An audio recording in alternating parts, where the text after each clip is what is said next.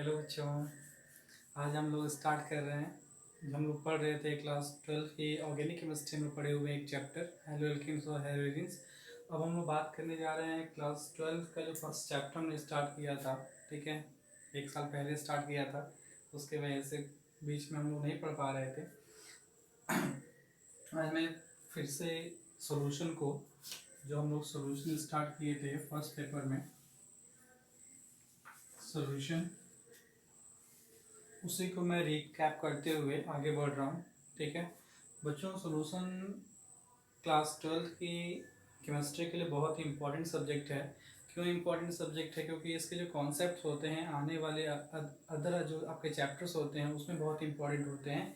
इस वजह से सॉल्यूशन बहुत इंपॉर्टेंट चैप्टर है। ठीक है बच्चों, और सबके मन में ये क्वेश्चन आता होगा कि सर हम लोग सॉल्यूशन पढ़ते क्यों हैं, सॉल्यूशन का इम्पोर्टेंस क्या है। ठीक है, सॉल्यूशन की स्टडी हम लोग क्यों करते हैं। ठीक, तो बच्चों आपको शायद नहीं पता है, सॉल्यूशन इतना इम्पोर्टेंट टॉपिक इसलिए है क्योंकि हमारी बॉडी में तमाम ऐसे प्रोसेसेस होते हैं, ठीक है, जो सॉल्यूशन के फॉर्म में होते हैं। बहुत सारे ऐसे बायोलॉजिकल प्रोसेस होते हैं जो आपके सॉल्यूशन के फॉर्म में वो रिएक्शन पूरे होते हैं। क्लियर बच्चों? तो और ये बहुत सारे इम्पोर्टेंस है, बहुत ही रेयर ऐसे आपके सब्सटेंस होंगे जो आपके सॉल्यूशन के फॉर्म में, आप देख लो मोस्टली जो मेडिसिन्स होती हैं, सिरप वगैरह, वो सब कहीं ना कहीं से सॉल्यूशंस होते हैं। ठीक है, तो इस वजह से हम इस चैप्टर को थोड़ा सा डिटेल में स्टडी करते हैं। अगले वाले चैप्टर्स में भी ये बहुत अच्छे से एप्लीकेबल होता है। ठीक है बच्चों, सॉल्यूशंस के हम पढ़ते हुए थोड़ा सा हम लोग इसमें बहुत सारे टर्म्स वैसे आने वाले हैं। इस चैप्टर को पढ़ने के बाद आप बहुत सारी चीज़ें सीख सकते हो। ठीक है, जैसे इसमें अभी हम आप बता दें, जैसे आप जानते, आप शायद जानते हो, अच्छी बात है। ठीक है, कि अगर 1 ppm फ्लोराइड आयन की कॉन्सेंट्रेशन हो बच्चों, ठीक है, तो ये हमारे दांतों के कोरोजन के लिए, ठीक है, उसको प्रोटेक्ट करता है। ठीक है ना, लेकिन अगर यही फ्लोराइड आयन की कॉन्सेंट्रेशन जो है वो अगर 1.5 ppm से, अगर इस ppm से अधिक हो जाए तो इतनी फ्लोराइड आयन की कॉन्सेंट्रेशन जो होती है इसकी वजह से दांतों पे पीलापन आने लगता है। क्लियर बच्चों?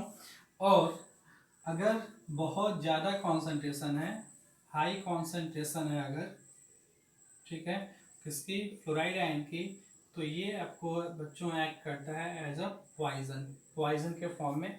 ठीक है, तो इसीलिए हम लोग कॉन्सेंट्रेशन को अच्छे से स्टडी करते हैं, ताकि हम लोग मतलब सॉल्यूशन को अच्छे से स्टडी करते हैं ताकि हम चीज़ों को अंडरस्टैंड कर सकें। कॉन्सेंट्रेशन का मतलब क्या है, ये सब चीज़ें हम लोग तभी समझ सकते हैं जब इस चैप्टर को हम लोग अच्छे से स्टडी कर सकें। क्लियर है बच्चों? अभी मैंने कहा ना कि high concentration of fluoride and poisonous होता है। ठीक है, आप जानते हो जो पोटेशियम फ्लोराइड होता है that is a red poison. ये एक रेड पॉइजन का एग्जाम्पल है बच्चों। क्लियर है?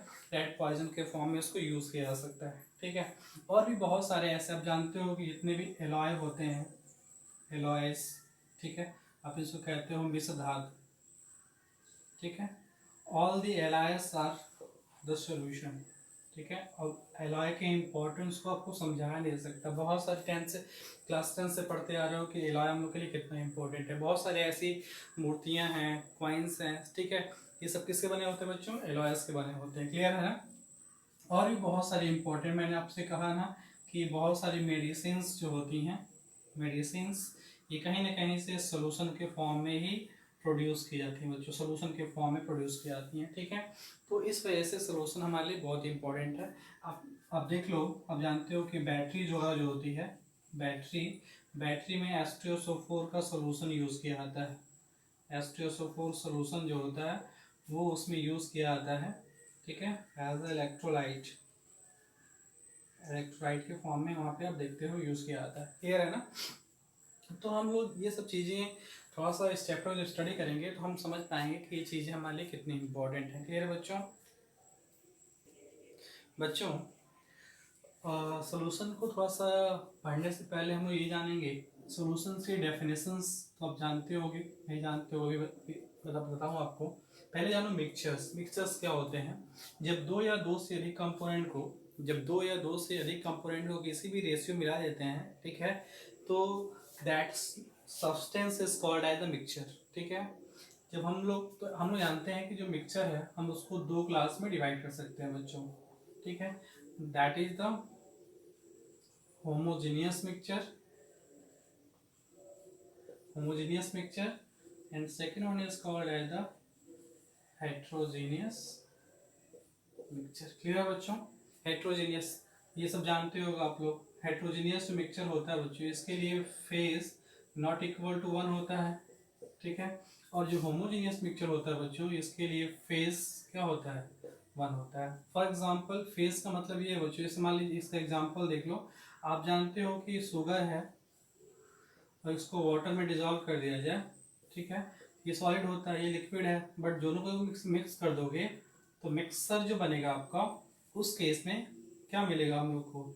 ये आपका सोल्यूशन मिला।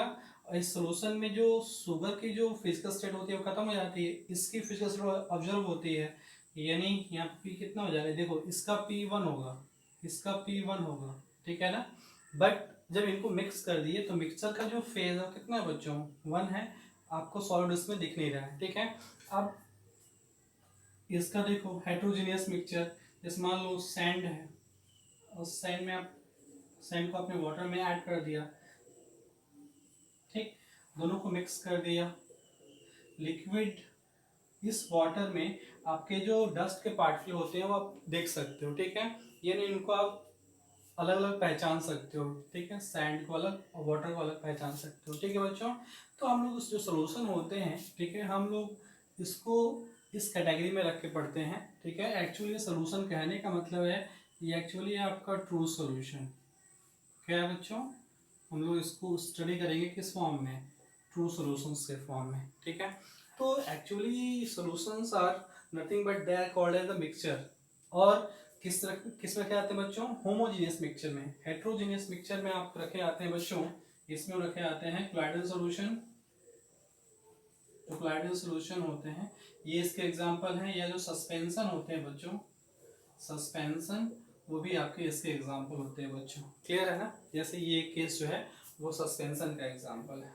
क्लियर है? चलिए तो हम लोग स्टार्ट करते हैं थोड़ा सॉल्यूशन को, ठीक है। तो थोड़ा सा उससे डेफिनेशन लिखते हैं कि डेफिनेशन क्या होती है। क्लियर है ना? तो हम चलिए डेफिनेशन लिखते हैं। देखिए, दो या दो से अधिक पदार्थों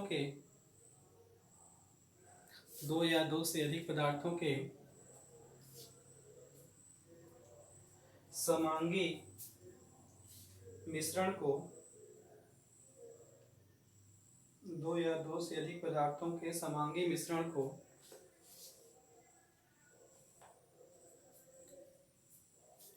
विलयन कहते हैं।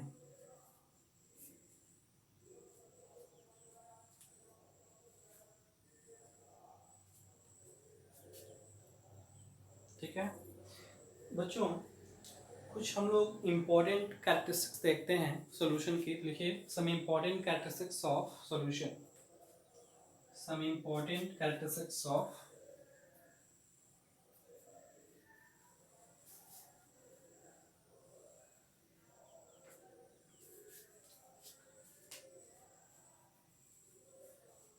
some important characteristics of solution। some important characteristics of solution, ठीक है। सबसे पहले बच्चों, solution is a homogeneous mixture।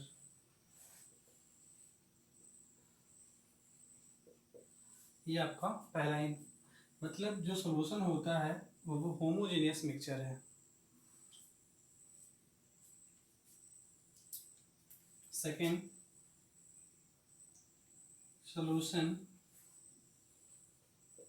Has phase 1। Solution has phase 1। इसका मतलब ये है बच्चों कि आप जितने भी कंपोनेंट मिलाओगे उसमें, ठीक है, उन सभी कंपोनेंट को मिलने के बाद आपको एक ही फेज देखने को मिलेगा। अदर जो फेजेस होती हैं उनको आप उसमें आइडेंटिफाई नहीं कर पाओगे मिक्सर में। क्लियर है? Third point is the size of solute particle, the size of solute particle is in the range of 10 to power minus 10 to 10 to power minus 7 centimeter।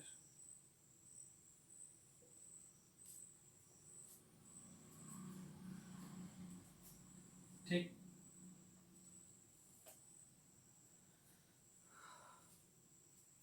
अगला solution has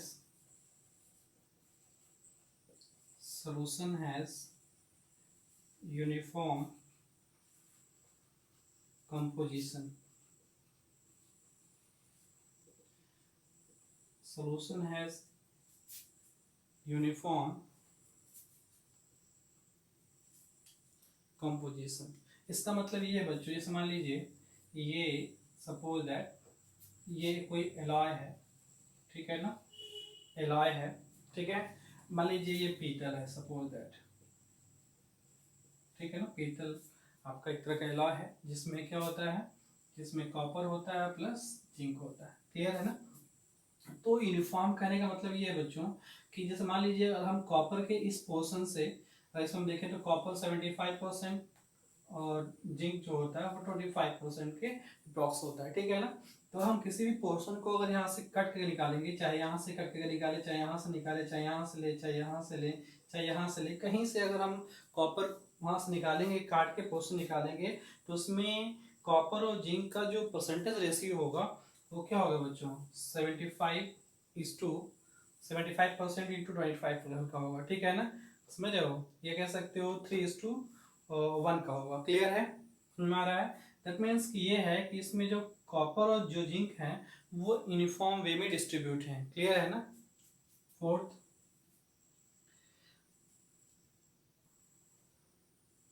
the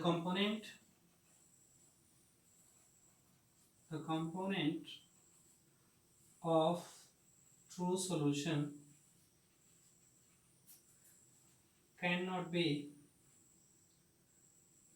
physically separated। ठीक है? In general base मतलब सामान्यतः हम कोई normal से ही physical property के through हम चाहें कि जो ट्रू सोल्यूशन कंपोनेंट है उसको हम अलग कर दें, तो बच्चों ये नहीं हो पाता है। ठीक है ना? जो ट्रू सोल्यूशन के कंपोनेंट है उनको हम किसी फिजिकल मेथड के थ्रू इजीली उनको सेपरेट नहीं कर सकते। जैसे मान लीजिए सेंट्रीफ्यूगेशन मेथड हुआ, उसके थ्रू हम चाहें, ठीक है, उसको अलग कर देना, तो ये आपका पॉसिबल नहीं है बच्चों। क्लियर है ना? तो ये कुछ प्रॉपर्टी होती है जो ट्रू सोल्यूशंस के अंदर हम लोग को देखने को मिलती है। ट्रू सोल्यूशन एक और चीज़ हम लोग देखते हैं बच्चों, इसमें इस तरह जो सोल्यूशन होता है बच्चों उसमें टिंडल इफेक्ट की जो घटना होती है बच्चों, Tyndall effect does not shown by true solution. जो ट्रू सोल्यूशन होते हैं बच्चों उनसे टिंडल इफेक्ट की घटना जो होती है वो ऑब्जर्व नहीं होती है। तो ये बच्चों कुछ इंपॉर्टेंट प्रॉपर्टी है ट्रू सोल्यूशंस की। क्लियर बच्चों? चलिए हम आगे बात करते हैं, इसको आप नोट कर लीजिए। हो गया? चलिए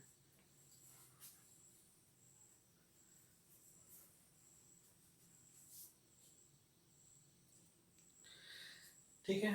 तो बच्चों जब हम सोल्यूशन स्टडी कर रहे हैं तो थोड़ा सा इसको समझने का प्रयास करें। बच्चों सोल्यूशन जो होता है, ठीक है, आपने जाना कि that is a homogeneous mixture, ये एक होमोजेनियस मिक्सचर है, आपने अभी जाना, जिसके लिए इसका फेज जो होता है फेज इसका 1 होता है। क्लियर है ना? बच्चों सॉल्यूशन के एटलीस्ट 2 कंपोनेंट होते हैं। The first component is called solute and second component is called as the solvent. ठीक है, सॉल्यूट एंड सॉल्वेंट। क्लियर बच्चों? देखो अब सोल्यूशन का बच्चों आप लोग जनरली क्या जानते हो, बच्चे ये जानते हैं कि जो पार्ट जो होता है, जो कंपोनेंट जो होता है वो जो घुल जाता है वो विलेय है, जो घोल लेता है वो क्या है, विलायक है। देखिए हम थोड़ा सा इसको अलग वे में समझते हैं बच्चों, हर जगह ये कॉन्सेप्ट हम लोग अप्लाई नहीं करते हैं बच्चों। क्लियर है ना? ये आप जनरली कहते हो, ये तब आपको जनरली सही लगता है जब आपका ये सॉलिड हो, ठीक है, और ये आपका क्या हो बच्चों, लिक्विड है। बट सॉल्यूशंस तो कई तरह के होते हैं बच्चों, ठीक है, तो हर जगह आपकी जो डेफिनेशन है वो आपकी वैलिड नहीं होगी। तो हम लोग क्या कहते हैं, कैसे डिफाइन करते हैं इनको, ठीक है बच्चों? सॉल्यूशन का वह कंपोनेंट जो एक्सेस में होता है, जो एक्सेस में होता है, सॉल्यूशन का वह कंपोनेंट जो एक्सेस में होता है, एक्सेस में होता है बच्चों, उसे कहते हैं हम लोग सॉल्वेंट। और सॉल्यूशन का वह कंपोनेंट जो लेस अमाउंट में होता है उसे कहते हैं बच्चों सॉल्यूट। क्लियर है बच्चों? समझ में? आप इससे क्या करोगे, किसी भी तरह को डिफाइन कर सकते हो। आपको यहाँ पूछा जाएगा कि जैसे मान लीजिए 50 ग्राम शुगर है और आपका 100 ml आपका वाटर है, ठीक है, तो आप इसमें आइडेंटिफाई कर लोगे बच्चों कि ये आपका सॉल्यूट है, ठीक है, ये आपका सॉल्वेंट है, ठीक है। बट मान लीजिए बच्चों अगर ऐसे दे दिया गया होता कि 50 ml आपका C2H5OH एथिल अल्कोहल है और इसे मिक्स किया गया है 100 ml ऑफ वाटर, ठीक है, तब क्या होगा बच्चों? ऐसे केसेस में देखिए ये भी लिक्विड होता है, ये भी लिक्विड होता है, तो इस केस में क्या होगा बच्चों? इस केस में देखिए आप डिफाइन करो कौन घुलेगा कौन घुलेगा, ठीक है। इस वजह से हम लोग ये चीज़ समझते हैं कि सॉल्यूशन का वह कंपोनेंट जो लेस अमाउंट प्रेजेंट है वो सॉल्यूट होगा, और सॉल्यूशन का वह कंपोनेंट जो एक्सेस प्रेजेंट होगा that will be called as the solvent. Clear बच्चों? तो यहाँ पे वो डिफाइन करना होगा, कहोगे ये सॉल्यूट है और ये क्या है बच्चों, ये सॉल्वेंट है। सुना है आपको? क्लियर है? तो सॉलिड और सॉल्वेंट को डिफाइन करने में भी आपको इसको जानना पड़ेगा कि सॉल्यूशन में सॉलिड और सॉल्वेंट क्या होते हैं बच्चों, ठीक है। मैं आपको एक इंटरेस्टिंग चीज बताता हूँ बच्चों। आप देखो किसी भी सॉल्यूशन में, किसी भी सॉल्यूशन में जो सॉल्यूट होता है बच्चों, ठीक है, वो 1 और मोर हो सकता है। मतलब सॉल्यूट जो होता है बच्चों वो एक भी हो सकता है, एक से अधिक भी हो सकता है, ठीक है, 1 और मोर हो सकता है, ठीक है। बट सॉल्वेंट, सॉल्वेंट ऑलवेज 1 और ओनली 1 होता है, ठीक है। मतलब किसी भी सॉल्यूशन में जो सॉल्वेंट होता है वो अकेला होता है, ठीक है, बट जो सॉल्यूट होता है बच्चों वो एक भी हो सकता है, एक से अधिक भी हो सकता है। क्लियर है ना? मैं आ रहा है, जैसे मान लीजिए हमने कहा कि हमने ये है, जैसे हमने शरबत बनाया बच्चों, शरबत, ठीक है, तो शरबत में क्या डालते हो आप? चाहो तो साल्ट भी ऐड कर सकते हो, शुगर तो ऐड करते हो, ठीक है, उसमें नींबू भी ऐड करते हो। क्लियर है ना? आप इसमें पानी भी आपको चाहिए ही चाहिए। क्लियर बच्चों? इतने सारे कंपोनेंट इसमें ऐड करते हो आप, ठीक है, आप इतनी सारी चीज़ों को मिला के आप शरबत बनाते हो, ठीक है ना। तो इसमें देखो साल्ट, नमक, शुगर, नींबू, वाटर, ठीक है, इसमें आपके देखो तो ये सॉल्यूट है, ये सॉल्यूट है, ये सॉल्यूट है, जो एक्सेस में होगा, ठीक है, वो एक ही कंपोनेंट है दैट इज वाटर, तो इसमें ये आपका सॉल्वेंट है, that is a solvent, and these are called as the solute, ठीक है, बिकॉज ये लेस अमाउंट प्रेजेंट होंगे, ठीक है, और ये क्या होगा बच्चों, ये ग्रेटर अमाउंट में प्रेजेंट होगा वाटर। क्लियर है ना? तो ये चीज़ बहुत इंपॉर्टेंट होती है कि सॉल्यूशन में जो सॉल्यूट होता है वो एक या एक से अधिक हो सकता है, बट जो सॉल्यूशन में जो सॉल्वेंट होगा वो ऑलवेज क्या होता है बच्चों, सिंगल होता है। क्लियर है ना? चलिए बच्चों तो हम लोग अगला टॉपिक और देखते हैं। हम लोग जानते हैं बच्चों, मैंने अभी बताया कि सॉल्यूशन में जो सॉल्यूट होता है वो एक या एक से अधिक हो सकता है, बट जो सॉल्वेंट होता है वो कितना होता है बच्चों? सॉल्वेंट हमेशा एक होता है, ठीक है। बच्चों आपको क्या पता है कि सॉल्यूशन की जो फिजिकल स्टेट होती है the physical state of solution, ठीक है, वो किसकी वजह से होती है, वो सॉल्यूट की वजह से होती है कि सॉल्वेंट की वजह से होती है? क्या लगता है आपको? अभी आपने कहा कि ये लेस होता है, ठीक है, ये मोर होता है, ठीक है, तो जिसकी फेस का जो आपका अधिक मात्रा में होगा, ठीक है, फिजिकल स्टेट तो उसी का ऑब्जर्व होगी ना, तो always the physical state of, always the physical state of solution is because of solvent। हमेशा से जो सॉल्यूशन की जो फिजिकल स्टेट होती है बच्चों, वो किसकी वजह से होती है? सॉल्वेंट की वजह से होती है। कभी भी सॉल्यूट की वजह से उसकी फिजिकल स्टेट हम लोग नहीं ऑब्जर्व करते हैं, किसकी वजह से ऑब्जर्व करते हैं? सॉल्वेंट की वजह से। क्लियर है बच्चों?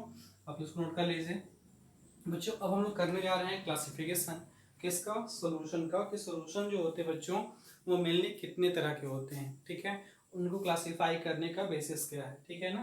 तो चलिए लिखते हैं हम लोग classification of solution. Classification of solution, ठीक है बच्चों। तो चलिए देखो, सॉल्यूशंस को हम लोग 3 बेसिस पे क्लासिफाई करते हैं, ठीक है बच्चों। वो क्या है? The first is on the basis of, on the basis of amount, amount of solute, ठीक है, सॉल्यूट के अमाउंट के बेसिस पे हम लोग क्लासिफाई करते हैं, ठीक है। The second category is on the basis of, on the basis of physical state of solution, ठीक है। और थर्ड कैटेगरी आपके बच्चों on the basis of physical state of solute and solvent। Clear बच्चों? चलिए हम देखते हैं बच्चों। पहला पॉइंट क्या है क्लासिफिकेशन का जो बेसिस है, इसमें कह रहे हैं कि अमाउंट ऑफ सॉल्यूट, जो आपका सोल्यूशन के जो दो एटलीस्ट जो 2 कंपोनेंट होते हैं, ठीक है, तो उसके बेसिस हम बात करेंगे अगर, तो सोल्यूशन को हम लोग मेनली इन कैटेगरीज में हम लोग बांटते हैं। The first is called as the dilute solution, second one is called as the concentrated solution, third is called as the saturated solution, fourth is called as the unsaturated solution, fifth is called as the super saturated solution। Clear बच्चों? इस basis पे बांटते बच्चों, तो इस basis पे आपके जो सॉल्यूशन होते हैं वो मेनली 3 तरह के होते हैं। जो बहुत ज़्यादा हम लोग देखते हैं वो क्या है बच्चों? The first is called as the liquid solution. Generally आप लोग लिक्विड सॉल्यूशंस को ही अपने आसपास देखते हो, क्लियर है ना। लिक्विड सॉल्यूशन, गैसियस सॉल्यूशन, ठीक, उसके बाद सॉलिड सॉल्यूशन। कुछ लोग ये सोच रहे हैं सर सॉलिड भी सॉल्यूशन होता है क्या? ठीक, सॉल्यूशन सॉलिड भी होता है क्या? हाँ बच्चों होता है, सॉल्यूशन सॉलिड भी होता है, ठीक है। और on the basis of physical state of solute, तो सॉल्यूट इधर ले लो, इधर ले लो सॉल्वेंट, ठीक है बच्चों। अगर मान लीजिए सॉलिड को कहते हैं सॉलिड है, लिक्विड है, गैस है, ठीक है, समझ लो। सॉल्वेंट, सॉलिड, लिक्विड, ये मैंने डिफाइन किया कि ये सॉलिड मान लीजिए, सॉलिड जो है विले, सॉलिड, लिक्विड, गैस है। सॉल्वेंट मान लीजिए कभी सॉलिड है, लिक्विड है, ठीक है, गैस है, समझ लो। तो 1 2 3 ऐसे ही सॉलिड, लिक्विड, गैस, 1 2 3 ऐसे ही सॉलिड, लिक्विड, गैस, ठीक है बच्चों। तो देखो एक बार सॉलिड बोला हुआ है, सॉल्वेंट सॉलिड हो, लिक्विड हो, गैस में, तो 3 यहाँ से मिलेगा, ठीक है, 3 यहाँ से मिलेगा, 3 ही यहाँ से मिलेगा। यानी यहाँ पे देखने को मिलता है आपको कि 3x3 9 तरह के सॉल्यूशन आपको देखने को मिलते हैं, ठीक है, on the basis of physical state of solute and solvent. Clear है। अब ये देखिए बच्चों, ये बड़ा इंटरेस्टिंग है। आप लोग जनरली आप क्या कहते हो कि आप लिक्विड सोल्यूशन देखते हो, गैसेस सोल्यूशन के बारे में नॉलेज है आपको, सॉलिड सोल्यूशन बहुत कम लोग जानते हैं कि सोल्यूशन सॉलिड भी होता है, ठीक है बच्चों। अब देखिए मैंने अभी आपसे कहा है कि किसी भी सोल्यूशन की जो फिजिकल स्टेट होती है, आपने यहाँ पे नोटिस किया है फिजिकल स्टेट ऑफ सोल्यूशन, और मैंने आपको भी बताया है कि किसी भी सोल्यूशन की जो फिजिकल स्टेट होती है वो उसके सॉल्वेंट की वजह से होती है। किसकी वजह से होती है? सॉल्वेंट की वजह से, ठीक है। यानी कोई पूछे कि व्हाट आर लिक्विड सोल्यूशन, ठीक है, तो कहो कि ऐसे सोल्यूशन जिसका सॉल्वेंट लिक्विड हो, ठीक है, उसे कहते हैं हम लिक्विड सोल्यूशन। तमाम एग्जांपल है आपके सामने, तमाम एग्जांपल के फॉर्म में देखोगे अगर आप, तो आपके सामने मान लीजिए कि अगर आप नमक को पानी में डिजॉल्व कर दीजिए, ठीक है, वाटर में, तो ये सोल्यूशन क्या होगा? लिक्विड सोल्यूशन होगा, बिकॉज ये एक्सेस में है, ये लेस अमाउंट में है। क्लियर है। गैसेस सोल्यूशन और भी बहुत सारे एग्जांपल है बच्चों, मैं आपको केवल अभी इनको डिफाइन करा रहा हूँ, अभी मैं आपको समझाऊंगा क्लियर से। क्लियर है बच्चों, अभी आप देखो इसको, बस ध्यान से समझते जाओ बस क्या कह रहा हूँ मैं। गैसियस सोल्यूशन, ठीक है, सॉल्वेंट, ऐसा सोल्यूशन जिसका सॉल्वेंट क्या हो बच्चों? गैस। क्लियर है ना। इस मामले में अभी आप इसका सबसे अच्छा एग्जांपल देख सकते हो बच्चों, air. Air is a mixture of gases, ठीक है। तो भाई गैसेस में गैसेस डिसॉल्व है, फिजिक्स क्या होगी? गैस होगी। क्लियर है ना। समझ में। अगर मैं बोल दूं एक इंटरेस्टिंग सा टॉपिक, बच्चों ये बताओ कि एयर का सॉल्वेंट कौन होगा? बोलो, सॉल्वेंट क्या होगा? क्या लगता है? एयर। एयर में क्या होती है? नाइट्रोजन, ऑक्सीजन, कार्बन डाइऑक्साइड, ठीक है, इनॉर्ड गैसेस, तमाम गैसेस होती है। ठीक है ना। सॉल्वेंट क्या होगा? सॉल्वेंट होगा नाइट्रोजन। सॉल्वेंट क्या होगा बच्चों? सॉल्वेंट होगी नाइट्रोजन। क्यों होगी? अरे भैया 78% पाई जाती है एटमॉस्फेयर में। क्लियर है ना। तो आप एयर में देखते हो तो ये नाइट्रोजन भी, ऑक्सीजन भी, कार्बन डाइऑक्साइड है, और भी गैसेस होती हैं, इनर्ट गैसेस होती हैं। तो air is a mixture of gases. Excess जो होता है वो सॉल्वेंट होता है, तो 78% है। क्लियर है ना। एक्सेस हो गया, एक्सेस जो होगा वही तो सॉल्वेंट होगा। क्लियर है ना। सॉलिड सॉल्यूशन, सॉलिड सॉल्यूशन बच्चों उसे कहते हैं कि जिसका सॉल्वेंट क्या हो? सॉलिड हो। ठीक है। सॉल्वेंट अगर सॉलिड है, ठीक है बच्चों, तो उसे कहते हैं वो सॉलिड सॉल्यूशन। ठीक है। जैसे मान लीजिए सिंपल सा एग्जांपल, एलओएस, ठीक है। जैसे मान लीजिए कॉपर में, कॉपर और जिंक, कॉपर में जिंक घुला हुआ हो, पीतल, ठीक है। तो ये जो आपका इलाज है जिसको आप पीतल कहते हो, ठीक है, तो इसमें 75% जो है वो आपका कॉपर होता है और जिंक होता है 25%। इसका सॉल्वेंट क्या होगा? कॉपर। क्लियर है ना। कि कॉपर की परसेंटेज क्या है? 75% है, और जिंक कितना है? 25% है।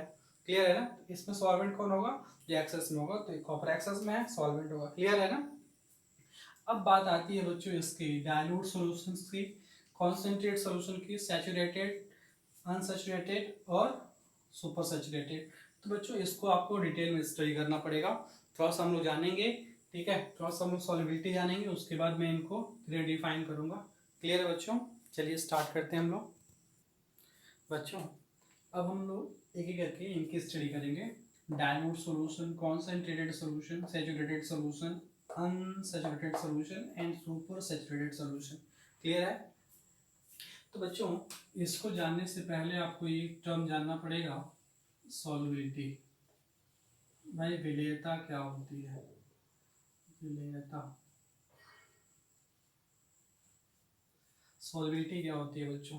बच्चों सॉल्बिलिटी को डिफाइन किया जा सकता है। सॉल्बिलिटी तो सिंपली एक टर्म है, ठीक है। सॉल्बिलिटी को हम लोग जनरली ग्राम पर लीटर में डिनोट करते हैं, और भी उसके मात्रक होते हैं, ठीक है। अभी मैं बताऊंगा आपको। पहले इसको डिफाइन कैसे करते हैं, तो कहते हैं at a constant temperature, at constant temperature to saturate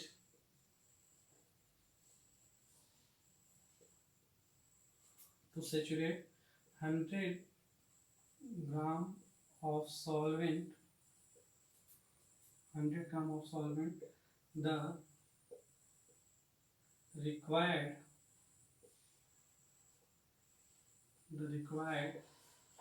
solute is called as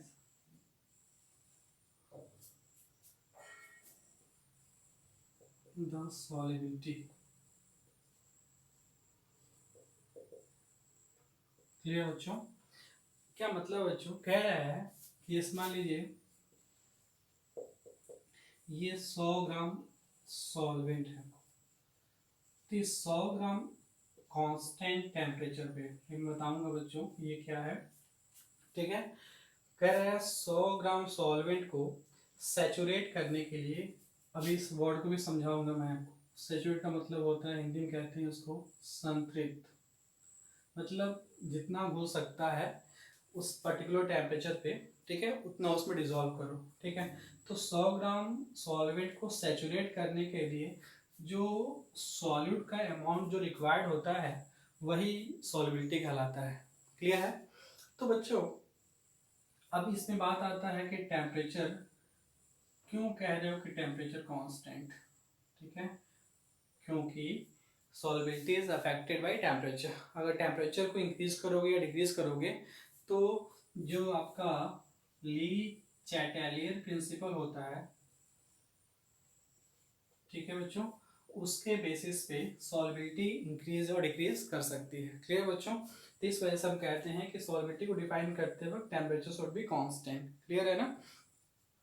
तो हम लोग ये जानते हैं, हिंदी में डिफाइन करो इसको, तो 100 ग्राम स्थिर ताप पर 100 ग्राम विलायक को संतृप्त करने के लिए आवश्यक विलेय की जो मात्रा होती है वही विलेयता कहलाती है। क्लियर बच्चों?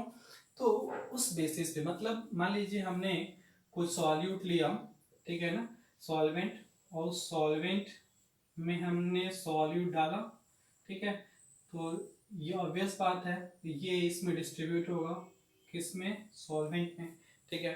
तो अब उसी को, ये जो सॉल्वेंट का अमाउंट है ना बच्चों, ये जो इसका अमाउंट है, ठीक है, इसी की बेसिस पे हम लोग इनको डिफाइन करते हैं। व्हाट इज डाइल्यूट सॉल्यूशन, ठीक है, what is concentrated solution, saturated, unsaturated, super saturated. Clear बच्चों? तो पहला हम स्टार्ट करते हैं, that is the dilute solution से। तो बच्चों इस केस में क्या होता है, जैसे मान लीजिए कि ये कोई सॉल्यूशन है, ठीक है, समझ में आ रहा है, इसमें सॉल्यूट सॉल्वेंट होंगे, ऑब्वियस बात है, सॉल्यूट सॉल्वेंट होंगे। क्लियर है ना? तो अगर इसका सॉल्यूट जो है वो लेस अमाउंट में है, वैसे भी लेस ही होता है ये, ठीक है, लेकिन अगर कह सकते हो वेरी लेस अमाउंट में है, वेरी लेस अमाउंट में है, समझ में आ रहा है। और जो सॉल्वेंट है वो थोड़ा ज़्यादा एक्सेस में है, थोड़ा ज़्यादा ही है, एक्सेस में है, ठीक है, ये कह सकते हो मोर एक्सेस, समझ में आपको? अगर ज़्यादा है, ठीक है, तो कहोगे सोल्यूशन क्या है? डाइल्यूट सोल्यूशन है। क्लियर है ना? जैसे मान लीजिए हमने कहा कि अगर 1 लीटर वाटर है, ठीक है, और इस 1 लीटर वाटर में हम लोग क्या कर रहे हैं कि 1 ग्राम, ठीक है ना, 1 ग्राम या 2 ग्राम, ठीक है, हमने इसमें सुक्रोज डिजोल्व कर दिया। सुक्रोज के तो शुगर, या मान लीजिए ग्लूकोज, ग्लूकोज डिजोल्व कर दिया, ठीक है बच्चों। तो सॉल्वेंट देखो 1 लीटर है, और उसमें आपने जो विलेय लिया है, जो शुगर लिया है, फिर ग्लूकोज लिया है, जो भी आपने विलेय लिया हुआ है, उसकी बहुत कम मात्रा डिजोल्व है बच्चों, तो उससे हम लोग क्या कहते हैं बच्चों? डाइल्यूट सॉल्यूशन, ठीक है। मतलब सॉल्यूट की तुलना में सॉल्वेंट बहुत ज़्यादा जब होता है बच्चों, तो उसे कहते हैं हम लोग क्या, डाइल्यूट सॉल्यूशन। कॉन्सेंट्रेटेड सॉल्यूशन किसे कहते हैं बच्चों, कॉन्सेंट्रेटेड सॉल्यूशन बच्चों कहते हैं कॉन्सेंट्रेटेड सॉल्यूशन। जैसे बच्चों कॉन्सेंट्रेट सॉल्यूशन डाइल्यूट सॉल्यूशन से थोड़े ऊपर की कैटेगरी है, कह सकते हो कि ऐसे सॉल्यूशन जिसमें सॉल्वेंट का जो अमाउंट है वो सॉल्ट के अमाउंट से बहुत ज़्यादा ना होता हो, ठीक है। ये समझ लीजिए हमने कहा, ठीक है, कि हमने कहा कि ये 100 ग्राम शुगर है, ठीक है ना, और इसको मैंने डिजोल्व किया हुआ है, ठीक है, 150 ml वाटर में, ठीक है, या 200 ml वाटर में, समझ में आ रहा आपको, 200 ml वाटर में, ठीक। तो यहाँ पे देखो अमाउंट क्या है, इन दोनों के अमाउंट में बहुत ज़्यादा का डिफरेंस नहीं है, ठीक है। अब ये 100 ग्राम है, ये 150 ml है, 200 ml है, ठीक है, 300 ले लो, 400 ले लो, तो ये सोल्यूशन जो होगा इस सोल्यूशन की तुलना में ज़्यादा गाढ़ा हो। कॉन्सेंट्रेट का मतलब बच्चों आप ऐसे कह सकते हो गाढ़ेपन से, ठीक है। जो सोल्यूशन गाढ़ा होता है, ठीक है, उसे कहते हैं हम लोग, जैसे मान लो आप देखते होगे कि आप घरों पे आप शरबत बनती है जब, ठीक, तो कहते हैं लोग कि ज़्यादा मीठा लग रहा है, ठीक है, तो क्या करते हैं लोग उसमें पानी मिला करके जो उसकी स्वीटनेस होती है उसे उसको कम किया जाता है, ठीक है ना। तो जब पानी मिलाते हो बच्चों तो सॉल्वेंट का अमाउंट इंक्रीज कर रहा है ना, तो सोल्यूशन जो है वो क्या कर रहा है, वो कॉन्सेंट्रेट से शिफ्ट हो रहा है किधर, डाइल्यूट सॉल्यूशन की ओर, समझ रहे आपको। तो ये चीज़ हमको ध्यान में देना होता है बच्चों। कॉन्सेंट्रेट सॉल्यूशन में क्या होता है, जो सॉल्वेंट और सॉल्ट के जो अमाउंट होते हैं उसमें बहुत ज़्यादा का फर्क नहीं होता है, ठीक है ना। लेकिन जो डाइल्यूट सॉल्यूशन होता है उसमें सॉल्यूट कम मात्रा में होता है, सॉल्वेंट आपका बहुत ज़्यादा होता है, ठीक है बच्चों। बच्चों अगला जो टर्म है हम लोग का वो है सेचुरेट सॉल्यूशन, सेचुरेटेड सॉल्यूशन। अब ये क्या बच्चों, बच्चों ये वर्ड आपको अक्सर मिलेगा केमिस्ट्री में, ये वर्ड आपको अक्सर सुनने को मिलेगा, कहाँ कहाँ किन के चैप्टर्स में मिलेगा सुनने के लिए, आप जब पढ़ोगे इलेक्ट्रोकेमिस्ट्री पढ़ोगे तो वहाँ सुनने को मिलेगा आपको, आप जब आयनिक आयनिक इक्विलिब्रियम पढ़ोगे तो वहाँ मिलता है बच्चों सुनने के लिए वर्ड। तो केमिस्ट्री में ये वर्ड बच्चों बहुत ही कॉमन वर्ड है, that is called as a saturated solution, saturated solution. बच्चों मैं एक ही एग्जांपल को लेकर के, ठीक है, मैं तीनों को समझाने का प्रयास करूंगा बच्चों, समझने का प्रयास करिएगा। जैसे मान लीजिए हमने कहा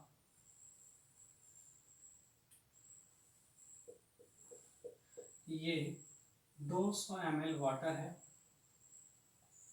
ठीक है ना, और हमने कहा कि इसमें जो टेम्परेचर है वो मतलब ऑलमोस्ट रूम टेम्परेचर मान में रखा हुआ है 25 डिग्री सेल्सियस मानना चाहिए रूम टेम्परेचर का, ठीक है। तो हमने कहा कि इस टेम्परेचर पर इस 100 ml वाटर की जो कैपेसिटी है कि ये अपने अंदर, मान लीजिए हमने कहा कि 100 ग्राम, ठीक है, शुगर, 100 ग्राम शुगर अपने अंदर डिजोल्व कर सकता है बच्चों, क्लियर है ना। हमने क्या कहा कि इस 200 ml वाटर की जो कैपेसिटी है इस टेम्परेचर पर, ठीक है, इतना ग्राम शुगर डिजोल्व करने की कैपेसिटी है, ठीक है, और आपने इसमें इतना डिजोल्व कर दिया बच्चों, ठीक है। अब एक एक्सेस अमाउंट भी 1 ग्राम भी एक्स्ट्रा डालोगे तो उसमें घुलने वाला नहीं है बच्चों, क्लियर है ना। तो ऐसे जो सोल्यूशन होते हैं बच्चों, ठीक है, उन्हें कहते हैं सैचुरेटेड सोल्यूशन, ठीक है, समझ में आया क्या, कि हमने कहा कि सॉल्वेंट का एक अमाउंट आपने फिक्स कर दिया, इस 100 ग्राम मतलब इसमें इस सॉल्वेंट में आपने इसका 100 ग्राम डाला और इसमें घुल गया, ठीक है। अब कोई भी एक्स्ट्रा ग्राम उसमें घुल नहीं रहा है बच्चों, तो that is called as the saturated solution, ठीक है, समझ रहे हो आप, जितना घुल सकता है उसमें घुल घुल चुका है, ठीक है, इस कांस्टेंट टेम्परेचर पे, तो उसे कहेंगे सैचुरेटेड सॉल्यूशन। अब वहीं से आपका निकल के आता है बच्चों अनसैचुरेटेड सॉल्यूशन, अनसैचुरेटेड। हमने अभी आपसे कहा बच्चों कि इस 200 ml वाटर की कैपेसिटी ये है, ठीक है, कि इसमें 100 ग्राम शुगर डिजॉल्व हो सकता है, ठीक है। आपने क्या किया कि इसमें आपने 200 ml वाटर लिया और 200 ml वाटर में आपने 95 ग्राम ही शुगर ऐड किया, ठीक है, 80 ग्राम शुगर ही ऐड किया, ठीक है, 98 ग्राम ही शुगर ऐड किया, 99 ग्राम शुगर ही ऐड किया, क्लियर है ना। इस गिवन टेम्परेचर पे, टेम्परेचर जो कांस्टेंट रख रहे हो उस कांस्टेंट टेम्परेचर पे, क्लियर है ना। तो अब जो सॉल्यूशन बनेगा बच्चों, ये क्या है, अनसैचुरेटेड है, इसको हिंदी में कहते हैं हम लोग असंतृप्त, असंतृप्त विलयन। समझ आपको क्यों, क्योंकि इसमें अभी भी सेचुरेशन बाकी है बच्चों, अभी भी इसमें अगर 99 लेते हो तो 1 ग्राम अभी और बोल सकता है, 98 ले सकते हो तो इसमें 2 ग्राम और डिजॉल्व हो सकता है, क्योंकि मैंने कहा है आपसे कैपेसिटी क्या है 100 ग्राम की है, ठीक है। 95 लोगे 5 ग्राम और डिजॉल्व हो सकता है, ठीक है, 80 ग्राम लोगे 20 ग्राम और डिजॉल्व हो सकता है, क्लियर बच्चों। तो ये चीज़ आपको ध्यान देनी है, क्लियर है ना, समझ में आ रहा है आपको, ये मैंने आपको समझाया है यहाँ पे, क्लियर है। अब देखिए यहीं से आप समझ सकते हो super saturated solution, super saturated, super saturated solution, इसका मतलब क्या होता है बच्चों, इसका मतलब ये है, इस मैंने आपको एज्यूम करने को कहा कि अगर 200 ml वाटर है, 100 ग्राम हो सकता है घुला हुआ है सैचुरेटेड, इससे कम अमाउंट होगा घुला होगा उसमें उस गिवन टेम्परेचर पे, तो कहलाएगा अनसैचुरेटेड, ठीक है। और मान लीजिए कि इसकी कैपेसिटी अगर है 200 ml वाटर की कैपेसिटी, हमने कहा 100 ग्राम ही डिजॉल्व हो सकता है इसमें, ठीक है, आपने डिजॉल्व किया इसमें, आपने डाल दिया 101 ग्राम, ठीक है, 102 ग्राम, समझ रहे हो, हाँ, उस कांस्टेंट टेम्परेचर पे, तो अब क्या है एक्स्ट्रा ग्राम प्रेजेंट है वहां पे, समझ रहे हो ना।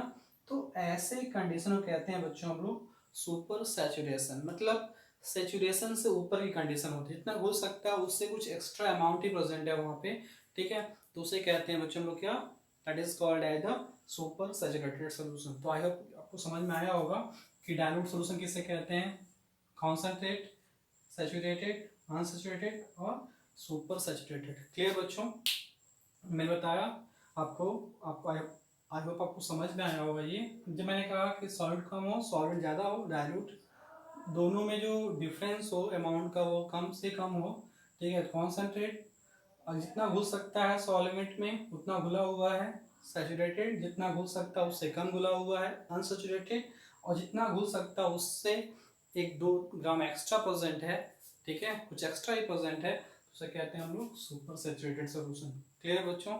हम लोग की जो नेक्स्ट वीडियो होगी बच्चों, वो इसके आगे हम बात करेंगे on the basis of physical state of solution, ठीक, सॉल्यूशन को कितने कितने क्लास में क्लासीफाई किया गया है, उनको क्या कहते हैं, क्लियर बच्चों, थैंक यू।